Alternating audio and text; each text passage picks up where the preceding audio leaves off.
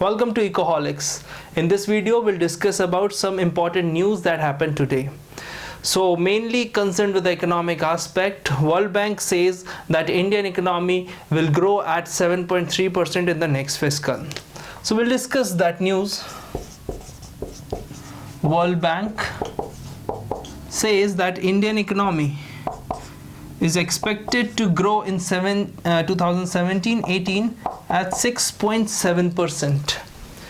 In the next fiscal, that is 2018-19, Indian economy will expect it to grow at 7.3%. And in the subsequent fiscal, that is 2019 and 20 financial year, Indian economy is expected to grow at 7.5%. So here these figures are very important development for Indian economy, because this will give you the positive picture of how Indian economy is moving towards back towards the 7% or towards 8% growth rate. World Bank says that the main driver of this increase in the growth rate will be again the service sector, because service sector is a major dominant sector for Indian economy. So now we'll discuss about some major factors that will lead to the increase in this growth rate, because in the last two quarters of 2016-17 and the first quarter of 2017-18, Indian economy grew at a less than 7%.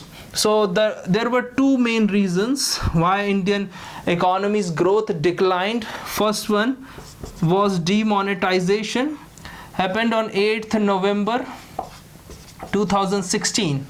So in 2016, government introduced a sudden demonetization of high valued currency notes, that at 86% of high denomination currency notes government withdraws.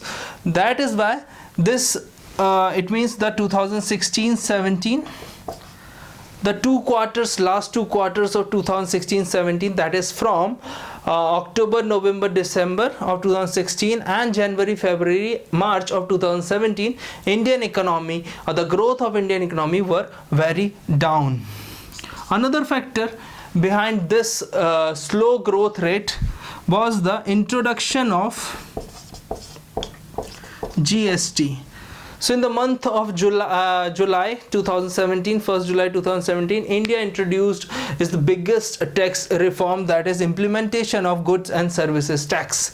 So before that there were some feelings, some anxiety in the market that how we will move towards GST and other things, that led to the decline in the production, and the heavy discount provided by the producers led to the decline in the prices as well as decline in the growth. That is why these two factors, that is why the growth declined from 7% or below 6% in 3 successive quarters in 2016-17. Now we'll discuss how the World Bank says that Indian economy will grow at 7.3% in the next fiscal. So what are the reasons behind? Number one reason is services expected to grow at a higher pace as usual, because India is a service economy. More than 60% of GDP contribution comes from this service sector.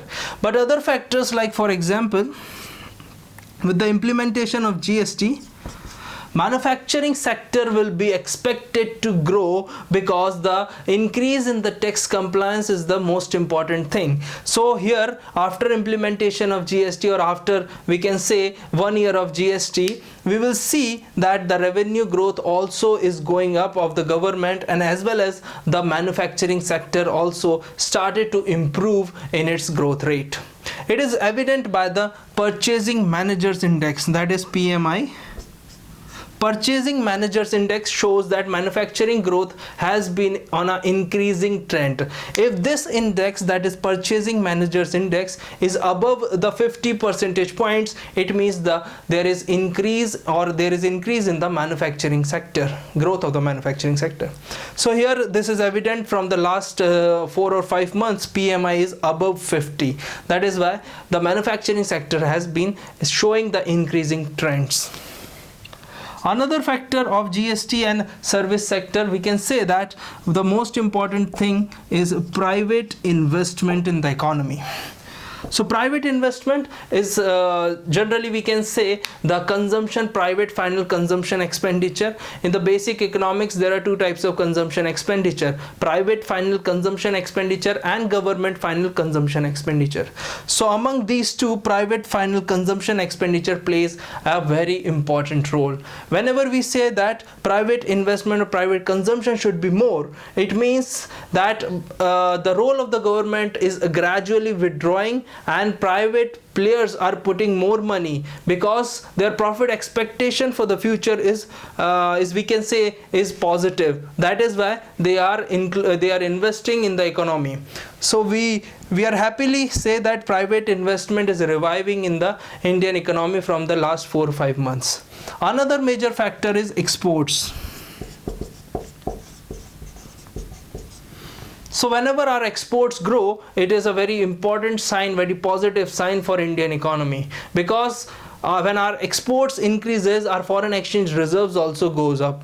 Like currently we are around 414 billion US dollar as a foreign exchange reserves held by RBI. So whenever the exports increases, it means by we can improve the current account deficit of our country. So this is a very positive sign. So it means these four major broad headings is highlighted by the World Bank, that India need to improve all these things, and that is showing a positive trend. So it is very good, very positive aspect.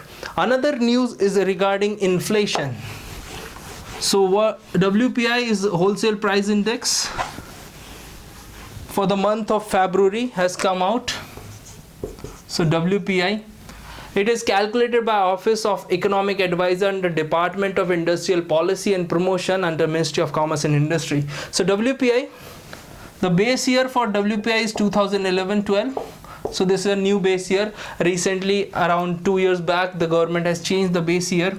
So our WPI inflation for the month of February 2018 is at 2.48%. It is a very good sign, because in the last 7 months, this is the first month that WPI inflation has declined. Now we can compare with January 2018. So in January 2018, WPI inflation was at 2.84%. And whatever the government says, that when we compare this inflation year on year, it means February 2017 is compared with February 2018, it is like 5.51% in February 2017. So this is in the sense that we can say this is the comparison, that is year on year. So in newspaper you will find that YOY. So this is year on year comparison. So this is declined whenever we see compare with the previous year. Now the previous low was in the month of July. In the month of July was 1.88%. 1.88% was the lowest WPI in the recent years. So this is the data. Now we'll see what are the factors determining this lower inflation. So first of all, according to Office of Economic Advisor, food articles, the prices of food articles has declined. Mainly the decline is driven by food articles, like whenever we say vegetables, whenever we say pulses, etc., are the major important factor behind this decline in the WPI inflation. So we can happily say that food prices are went down in the 2018 February month. So this is very important.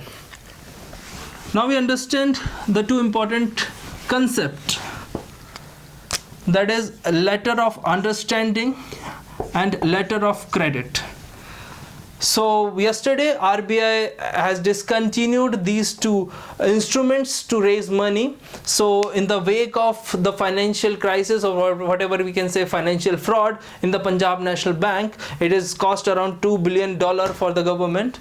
So this LOU and LOC need to be understood for the examination purpose. So LOU is letter of understanding issued by Indian banks.